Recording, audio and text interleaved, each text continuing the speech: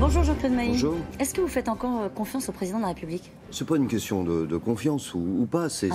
Non, mais je veux dire, c'est surtout qu'on arrive à se parler directement. Donc c'est plutôt mieux quand on se parle directement. Alors vous parlez, mais vous dites quoi, par exemple, sur la question des fonctionnaires? Comment est-ce que vous expliquez aux fonctionnaires FO, notamment, qu'ils ne verront pas d'augmentation de leur pouvoir d'achat, ce qu'avait dit le président de la République, et pire, que leur plan d'évolution professionnelle prévu par le gouvernement précédent, sur lequel Emmanuel Macron s'était engagé à le maintenir, ne verra pas le jour, ou alors pas avant un an. Je lui ai indiqué qu'il y a un vrai malaise et une grogne chez les fonctionnaires. Il le savait. S'il y a une journée de manifestation, il s'en doutait bien. Mais à la fois sur le non-respect ce qui avait été décidé sous le gouvernement précédent. D'ailleurs, Force Ouvrière n'avait pas été signataire de ce texte à l'époque, les fonctionnaires, en disant mais c'est un engagement sur plusieurs années et peut-être que le prochain gouvernement ne respectera pas, ce qui est le cas. Oui, là-dessus, malheureusement, je dirais. Bon. Donc, il y a ça, il y a le problème de la CSG, même si le gouvernement a fait un petit effort, il n'y a pas d'augmentation du pouvoir d'achat, il y a le gel du point d'indice, et il y a un vrai malaise sur le sens du service public.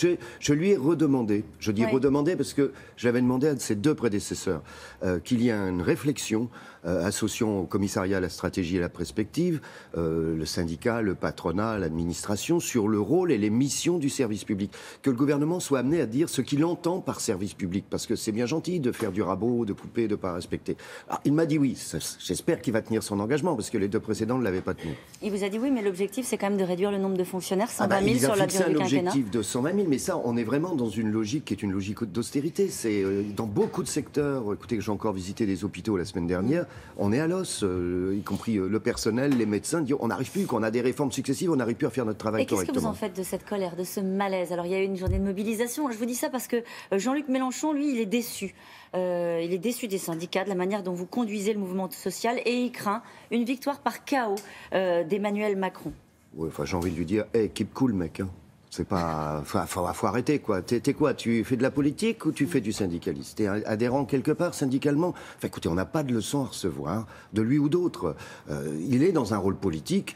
Nous, on fait du syndicalisme, c'est pas la même chose. Ça veut dire quoi, cool? Ça veut dire qu'il monte trop dans les tours, Jean-Luc Mélenchon? Il est donneur de leçons, c'est pas un gourou, je sais pas, moi. Je comprends pas ce genre d'intervention, quoi. On sait plus où il se situe. On a l'impression qu'il doit nous donner des conseils. Voilà, c'est le grand organisateur des manifestations. Non. Avec succès ou pas? Il a eu un succès mitigé quand même le mois de septembre. Donc d'ailleurs on doit se revoir, vous savez, les organisations syndicales le 24 octobre, syndicats de salariés et d'étudiants et de lycéens, pour programmer une journée, on verra avec qui sera d'accord avant la ratification des ordonnances. Alors vous lui parlez au président de la République, vous venez de nous le dire, vous parlez aussi également au Premier ministre. Est-ce que vous avez évoqué avec lui son logiciel économique, celui qui consiste à penser que les premiers de cordée vont tirer l'économie du pays? Est-ce que vous y croyez à cette théorie-là? Non, moi, le président de la République dit qu'il ne croit pas au ruissellement, mais c'est quand même la logique du ruissellement, qu'on le veuille ou non. Aider les plus favorisés, qui à un moment donné, tout ça va retomber sur les autres. Non, moi je n'y crois pas, parce que tout simplement ça ne marche pas. Et je l'ai indiqué au président de la République, il y a un sentiment d'injustice qui se développe, avec la question des APL, la question symbolique de l'ISF. Donc il y a un sentiment d'injustice et les salariés se disent, et nous, quand est-ce qu'on va avoir quelque chose pour aller vite, quoi. Ça, je pense qu'il en a conscience, mais justement, ça fait partie des dossiers que l'on va traiter dans les semaines à venir, que ce soit la formation professionnelle ou l'assurance chômage notamment. Alors justement, sur ces dossiers-là, est-ce que vous avez obtenu des garanties de l'exécutif sur un sujet sur lequel vous étiez monté au créneau assez vite, à savoir la baisse des indemnités chômage, puisque s'il faut réformer l'assurance chômage, il y avait une inquiétude exprimée par FO notamment, de voir le niveau baisser pour les chômeurs. L'engagement tant du président de la République, du Premier ministre, c'est qu'il n'y aura pas de baisse des droits des demandeurs d'emploi. Donc ça c'est plutôt positif. Maintenant, ils veulent rediscuter de ce qu'on appelle l'offre raisonnable d'emploi. C'est à partir de quel moment on est radié de l'assurance chômage, qui est un vieux débat qui revient tout le temps, et ils vont voir, je pense que c'est pas aussi simple qu'ils le croient. Entre la théorie et la pratique, c'est beaucoup plus compliqué. Non, mais il n'y a pas de réduction de droits, en tous les cas, c'est ce qu'ils prennent comme engagement. Ça veut dire que vous êtes sorti rassuré? Non, j'irai pas jusque-là, parce qu'on ne sait pas comment va être géré le système demain. Qu'est-ce qui fait qu'un indépendant a droit à l'assurance chômage? Quel est le critère? Comment on fait pour les démissionnaires? C'est pas aussi évident que ça. Il y a déjà aujourd'hui des cas pour lesquels les démissions ouvrent droit à l'assurance chômage. Donc ça n'est pas réglé. Qui va gérer le système? Et comment il va être organisé? J'ai indiqué à la fois au président de la République et au Premier ministre qu'on serait opposé, par exemple, à un socle minimal qui serait assuré par l'État, un peu un système à l'anglo-saxonne, et après chacun se débrouille au-dessus.